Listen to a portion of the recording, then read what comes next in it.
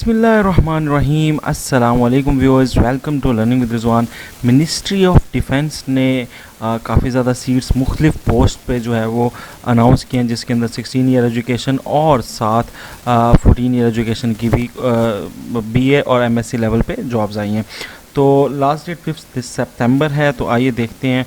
और अगर आप व्हाट्सएप ग्रुप ज्वाइन करना चाहते हैं इन जॉब्स की प्रेपरेशन के लिए, तो आप व्हाट्सएप ग्रुप हमारा ज्वाइन कर सकते हैं और ये नंबर है, इस पर रब्ता कर सकते हैं। तो यहाँ पर आपको ये सारी सर्विसेज मिलेंगी। इसकी एक छोटी सी वन टाइम रजिस्ट्रेशन फ़ी है जो कि आपको पे करनी होगी, ठीक है। That will be a GK preparation group. Okay, so start करते हैं वीडियो। सबसे पहले असिस्टेंट डायरेक्टर 17 स्केल की जॉब है, तो बड़ी इंपॉर्टेंट जो है ये पोस्ट है और 17 स्केल जॉब बहुत ज़्यादा मायने रखती है।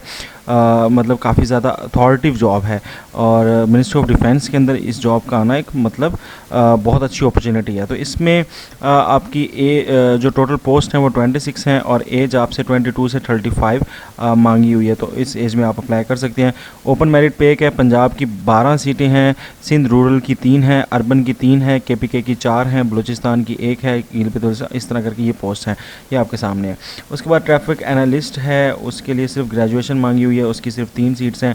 सब डिविजनल ऑफिसर है, इसकी 1 सीट है सिर्फ पंजाब में। चार्ज नर्स है, इसकी 6 सीट्स हैं। असिस्टेंट की जो है वो 10 सीट्स मांगी है, मगर असिस्टेंट के लिए कंप्यूटर कोर्स पर जो है वो कंपलसरी किया हुआ है, तो उसकी 10 सीट्स हैं। इसके बाद सब इंस्पेक्टर की जो सीट्स है ये बहुत ज़्यादा इंपॉर्टेंट है, तो इसलिए मैं इसको साइड पे भी लिख रहा हूँ कि ये सब इंस्पेक्टर की जो सीट है ये इसके ऊपर भी ज़्यादा लोग अप्लाई करेंगे क्योंकि सीटों की तादाद भी बहुत ज़्यादा है।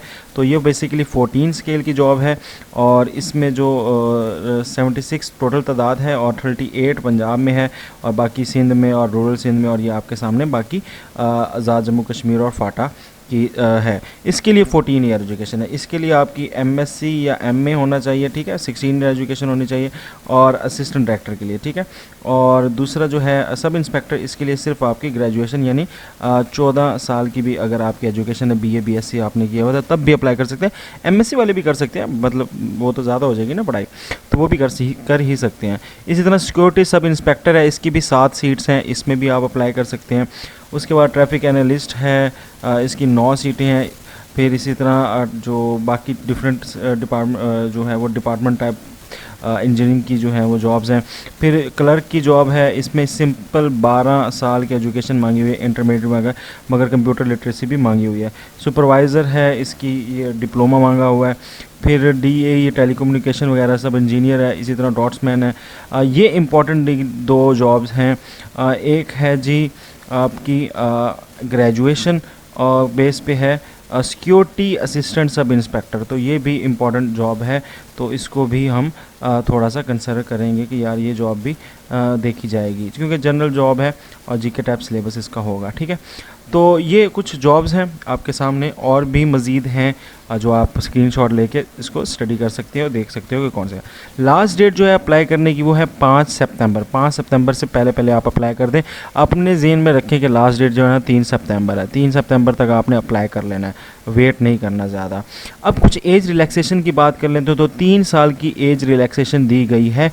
किसको? शेड्यूल कास्ट, बुद्धिस्ट कम्युनिटी और वो ट्राइबल एरियाज़ में जो रहती हैं, ठीक है, गिलगित बल्तिस्तान में या आज़ाद जम्मू कश्मीर में इस कम्युनिटी से जो ताल्लुक़ रखते हैं या शेड्यूल कास्ट से जो ताल्लुक़ रखते हैं उनके लिए 3 साल की रिलैक्सेशन है।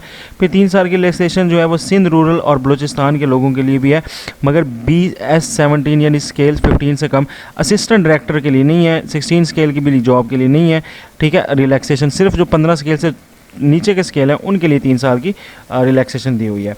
और जो 10 ईयर रिलैक्सेशन है वो किसको है? वो उस बंदे के लिए है जो उसने 2 साल अपनी जो है वो नौकरी कर ली है किसी भी गवर्नमेंट के इदारे में, चाहे पंजाब का हो चाहे सिंध का हो, किसी भी सरकारी इदारे में अगर उसने 2 साल कंटिन्यूस गवर्नमेंट जॉब कर लिया तो उसके लिए भी एज रिलैक्सेशन है 10 ईयर्स तक, ठीक है। और अगर कोई रिटायर्ड अफसर है या पर्सनल ऐसा है जो आर्मी में काम कर रहा है, ठीक है, रिटायर्ड अफसर है या मुलाजिम है जो रिटायर्ड हो चुका है और 15 साल उस की जो है उसके लिए रिलैक्सेशन है, ठीक है, 15 साल रिलैक्सेशन है।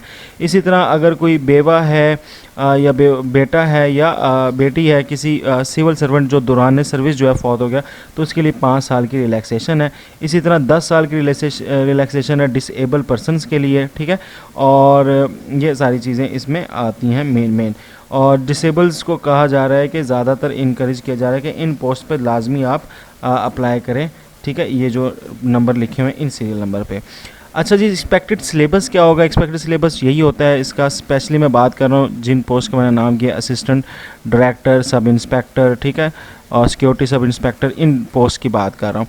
तो इन का सिलेबस ये होगा कि इंग्लिश होगा, जीके होगा, पाकिस्तान और इस्लामियात होगा, मैथ होगा, एवरीडे साइंस होगा, करंट अफेयर्स होगा, और कंप्यूटर स्टडीज़ से भी सवाल आ सकते हैं, मगर वो डिपेंड करते हैं कि किस तरह की जॉब है उसके ऊपर, उस तरह के जिस तरह यूडीसी एलडीसी के जो जॉब्स हैं उनके लिए कंप्यूटर साइंस भी आ सकता है। बाकी जो जॉब्स हैं जिसमें डीए डिप्लोमा वगैरह मांगा गया है उनका टेस्ट जो है वो प्रोफेशनल टेस्ट होगा फ्रॉम द सिलेबस, ठीक है, फ्रॉम द बुक्स जो उन्होंने पढ़ी हैं डिप्लोमे के दौरान, ठीक है। इसके बाद जब अगर ये टेस्ट पास कर लेंगे, और मज़े की बात यह है कि इसमें 0.5 आई थिंक इसमें जो है वो नेगेटिव मार्किंग भी है, 0.25 है या 0.5 है, ये नेगेटिव मार्किंग भी होगी इसके अंदर। तो ये इंपॉर्टेंट है, अपने बात ज़हन में रखना है कि ये जो स्क्रीनिंग टेस्ट होगा ये इसमें क्या चीज़ होगी, ये देख लेंगे 0.5 है कि 0.25 है, ठीक है।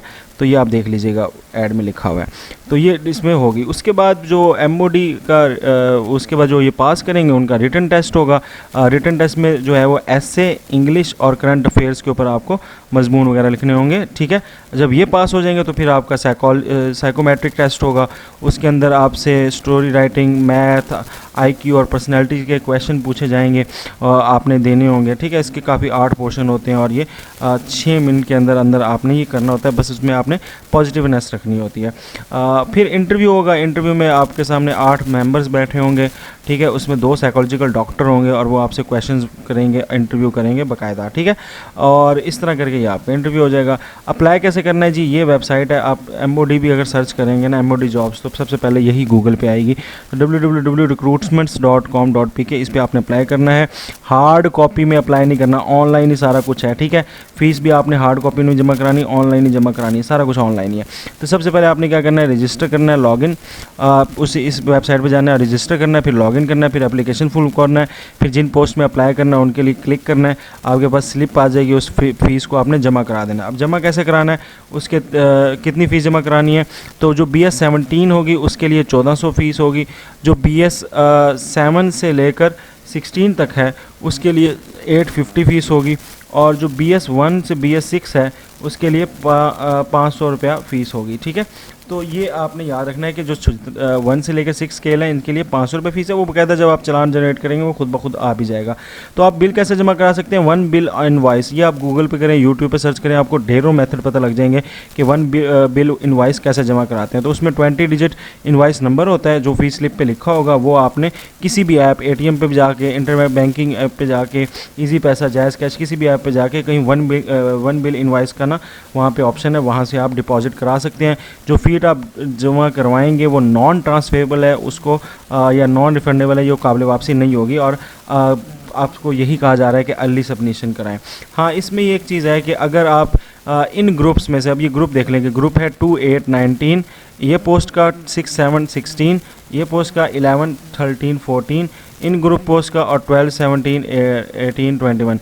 अगर इन पोस्ट में आप अप्लाई कर रहे हैं तो अगर एक ही फ़ीस करवा दें तो सिंगल फ़ीस जो है वो 2 पोस्ट के लिए ओके होगी। मिसाल के तौर पे अगर आपने इसमें भी अप्लाई किया, इसमें अप्लाई किया, 2 में अप्लाई कर रहे हो तो एक ही फ़ीस आपके लिए काफ़ी है, आपको दो दफ़ा फ़ीस जमा कराने की ज़रूरत नहीं है। हाँ, अगर आप एक इधर से इस 19 में अप्लाई कर रहे हो और एक 16 में अप्लाई कर रहे हो तो फिर आपको इसकी अलग फ़ीस जमा करानी पड़ेगी, इसकी अलग। अगर एक ही ग्रुप में आ रही है पोस्ट, ये सीरियल नंबर में देख लीजिएगा कौन कौन सी पोस्ट हैं इस तरह।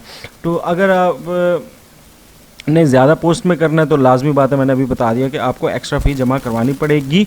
और जो डिसेबल कैंडिडेट्स हैं उनके लिए फ़ीस जो है वो माफ़ है, ठीक है, उनको जमा नहीं करवाने की ज़रूरत।